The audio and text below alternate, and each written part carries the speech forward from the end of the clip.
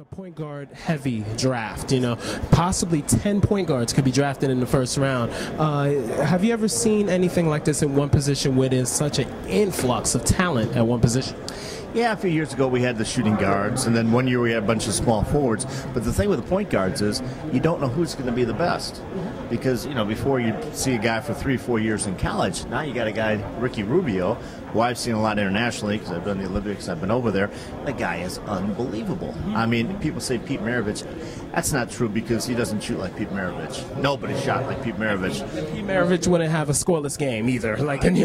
So no, that's not Pete Maravich. But his passing ability and the fact that he has been playing pro since he was 15 years old definitely is a factor, and he is ready. And who's to say that, you know, a Steph Curry, a Ty Lawson, who's going to say Johnny Flynn, who's the best of those point guards? And, you know, years ago we had that too. You know, we had Doc Rivers coming out of Marquette, goes in the second round, becomes an all-star. You know, there's so many point guards that are scrapped. Really came in as a point guard but became a shooting guard. Yeah, so you're going to have all these 10 point guards you say could get drafted. You know, the guy who was drafted 7th, 8th may turn out to be the best. You just don't know.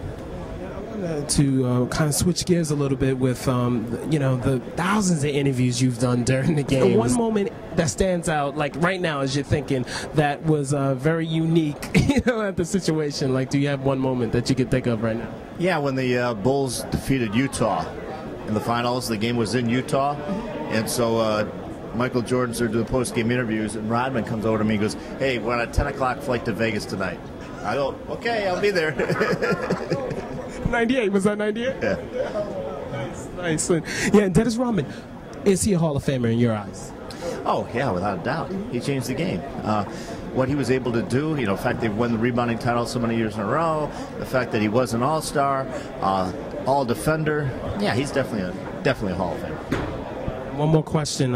Talk about the player that you feel that's been so underrated. His legacy has been so underrated in the time that you've covered basketball, NBA basketball. Dominique Wilkins.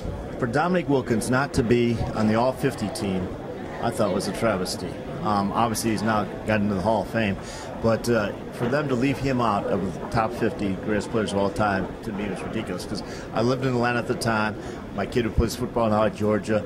I mean, he looked up to Dominique the way people everywhere else looked up to Jordan. I mean, you know, that was his favorite player. And every night, Dominique showed up. I mean, there was not one night where you didn't have a highlight.